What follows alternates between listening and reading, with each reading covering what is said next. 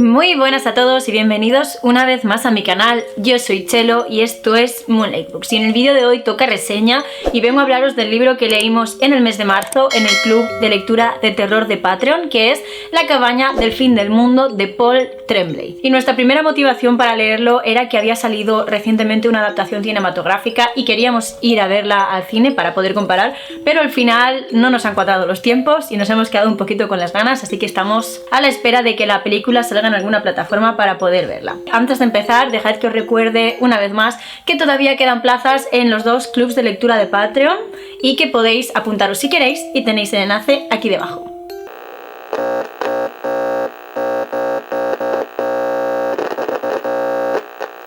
Bueno, tal y como os he dicho, hoy vamos a hablar de La cabaña del fin del mundo de Paul Tremblay. Este es un autor de terror de quien yo ya había leído una novela que es Una cabeza llena de fantasmas y tenéis la reseña aquí. Y bueno, tal y como os he dicho, en esta ocasión lo compré en formato Kindle, así que voy a buscar la sinopsis en internet.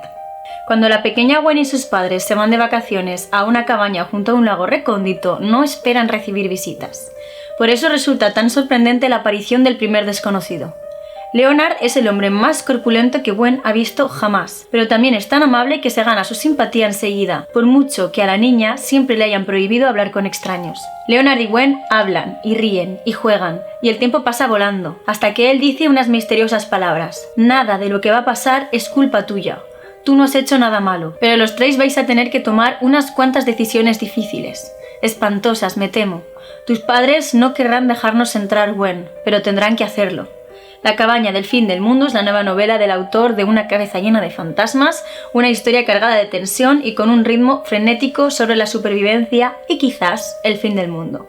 Bueno, en esta novela nos encontramos, tal y como nos cuenta la sinopsis, con esta pequeña familia compuesta por Eric, por Andrew y por la pequeña Gwen, que se han ido de vacaciones a una cabaña en las orillas de un lago y bueno, pues están ahí pasándoselo genial, descansando, leyendo, vamos, las típicas vacaciones en familia que todos querríamos tener. Y bueno, una tarde está Gwen cazando saltamontes para meterlos en un tarro y estudiarlos mientras sus padres leen a las orillas del lago, cuando aparece este misterioso y corpulento hombre llamado Leonard, que se gana enseguida la confianza de la niña ayudándola a cazar saltamontes. Todo esto se torcerá cuando Gwen empieza a asustarse de Leonard y huye corriendo a encerrarse con sus padres en la casa, ya que pronto aparecen tres extraños más. Y estos cuatro desconocidos van a intentar entrar en la casa, augurando el fin del mundo, la llegada del apocalipsis y obligando a esta idílica familia a tomar la decisión más difícil de todas sus vidas. Y esto es más o menos lo que podemos encontrar en esta novela. Bueno, siendo que ya había leído algo del autor,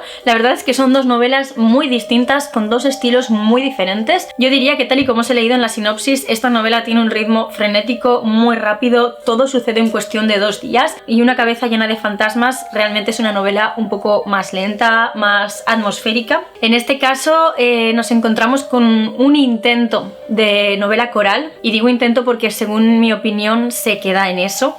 Tenemos varios narradores, ya que todos los personajes cuentan parte de su historia, pero creo que no está bien llevado a cabo. En mi opinión, todo habría sido mejor si la narración se hubiera centrado exclusivamente en Andrew y en Eric. También se meten capítulos que nos narran los extraños, pero yo creo que en una novela coral todos los personajes deberían tener un peso en la narración un poco más importante, no simplemente narrarnos un capítulo. Entonces es de esas novelas en la que se ha empleado este narrador coral, se les ha dado voz de narrar la historia a todos los personajes, pero simplemente para que nos cuenten lo que ha pasado en vez de mostrarlo. Me parece que es el recurso fácil en este caso, ¿no? Que cada uno de estos cuatro extraños nos cuente su pasado o cómo han llegado a este punto, en vez de que se vaya mostrando todo con actos o con conversaciones entre ellos. He empezado hablando del narrador porque la verdad es que es lo que más me ha escamado de toda la historia, sobre todo un fragmento al final que está narrado por uno de los cuatro extraños que se llama Sabrina. Ese capítulo es como que me desencajaba totalmente en el estilo de la novela y no sé, me resultó como raruno verlo ahí metido, la verdad. Era una narración muy extraña, como si estuviera escribiendo una carta pero se lo estaba contando en persona. Como que no terminé de verlo, la verdad. Sin embargo, todos los capítulos que están narrados por Eric y por Andrew, la verdad es que me parecieron pues bastante buenos. Casi que la importancia de esta novela radica en los dos puntos de vista de estos hombres, en cómo cada uno de ellos afronta esta situación, en cómo sus distintas circunstancias les hacen tener opiniones distintas, y el hecho de que estuviera narrado por los dos, desde luego que yo creo que enriquecía muchísimo la obra. Ahora bien, ¿por qué os estoy diciendo esto? Ellos son los protagonistas de la novela, los 4 extraños diríamos que son los antagonistas, y Andrew y Eric tienen unos pasados bastante distintos. Andrew es muy excéntrico, es de estas personas que aunque les sucediera algo paranormal y les explotara en la cara, no se lo creerían e intentarían buscar una explicación lógica y razonable para lo que ha sucedido. Pero Eric es una persona creyente, es católico y es practicante, y en fin, todo este tema del apocalipsis pues como que le cala de una forma distinta. Y además hay que tener en cuenta, que creo que es un factor muy importante para toda la novela, el hecho de que al principio de esta intrusión en su casa, Eric recibió un golpe muy fuerte en la cabeza que le genera una contusión cerebral. Hay momentos en los que yo lo pasé realmente mal por él. Y este pequeño hecho también influye mucho en su forma de vivir toda esta situación. Entonces, estos dos caracteres tan distintos que tiene esta pareja se reflejan totalmente en la narración, y creo que en este caso, desde luego, la construcción de personajes con esta elección de narrador habría sido perfecta. Ambos dos están muy bien construidos, nos van contando a raíz de cosas que pasan en el presente, sucesos de su pasado que los han hecho ser como son hoy, que los han hecho tomar decisiones concretas que les han llevado a este punto, y creo que son dos personajes que desde luego están muy bien construidos y que son muy orgánicos, y me gusta muchísimo la relación que se ha formado entre ellos y con la pequeña Gwen, con su hija. La verdad es que estos 3 personajes me parecen maravillosos. Incluso la niña es muy real, es una niña que es adoptada y tiene una relación con sus padres que a mí me parece desde luego entrañable, y que dentro de esta situación tan estresante que les ha tocado vivir a todos ellos, la niña a fin de cuentas sigue siendo niña y de vez en cuando es capaz de escapar de la tensión y pensar en cosas que no tienen nada que ver con lo que está sucediendo, como por ejemplo con los saltamontes. Así que, bueno, con respecto a estos personajes me parece que está todo muy bien creado. La parte de los extraños, de los 4 intrusos que irrumpen en su casa y les obligan a tomar estas decisiones, todos quedan como un poco más en sombras. De hecho, nos van contando partes de su pasado o nos van contando cómo han llegado a este punto, pero realmente nos hace dudar de si están diciendo la verdad. No lo sabemos, y esta duda se nos va creando ya que son personajes que no sabemos todo de su pasado. Ellos nos han contado algo, pero es decir, a fin de cuentas han acudido a casa de unos desconocidos. ¿Realmente podemos confiar en esta gente? Así que bueno, es también curioso y es, no sé, creo que le da fuerza a la novela el hecho de que todo esto ya no solo a los propios personajes les haga dudar, sino que a nosotros también. En ese sentido, la verdad es que a mí la elección de personajes me gustó bastante, cómo se llevaron a cabo, y la diferencia entre lo transparentes que son Eric y Andrew con nosotros y lo opaco que es todo con respecto a estos 4 desconocidos. A mí todo eso me gustó bastante.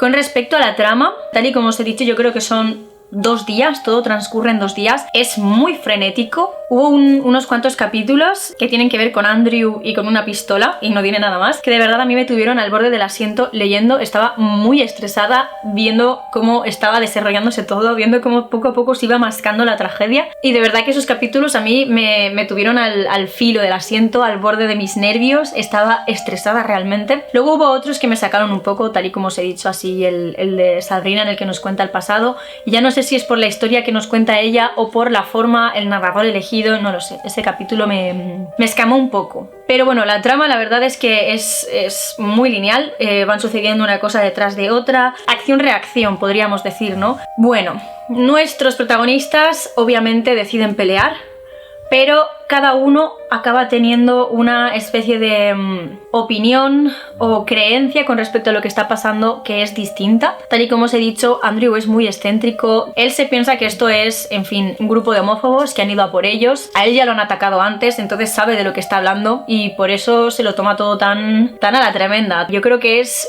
morir matando. Eric, sin embargo, es creyente y encima, en fin, tiene una buena contusión cerebral, de estas que pues no puede estar de pie porque se marea, o sea, le han metido un buen leñazo en la cabeza, ve cosas que no están, ve moscas, por ejemplo, no puede estar de pie mucho tiempo porque se marea, le dan bajones, así que, en fin, todo eso yo creo que también influye hacia el hecho de que su condición de creyente y de, pues bueno, haber leído el Apocalipsis, poco a poco le hagan dudar. Y la cuestión es que, habiéndolo leído en el club de lectura y habiéndolo comentado todos nosotros, cada persona realmente estamos en un punto dentro de esa balanza. Tenemos a Eric aquí y a Andrew aquí, y de una forma u otra nos vamos metiendo en un sitio. Yo creo que habría sido mucho como Andrew, la verdad. También todo esto lo decimos desde la comodidad del sillón de nuestra casa. Viéndonos en esa situación veríamos. Y bueno, es una novela muy trágica, la verdad. Hay varios giros en la trama que son un poco jodidos, no voy a mentiros. Y madre mía, el final.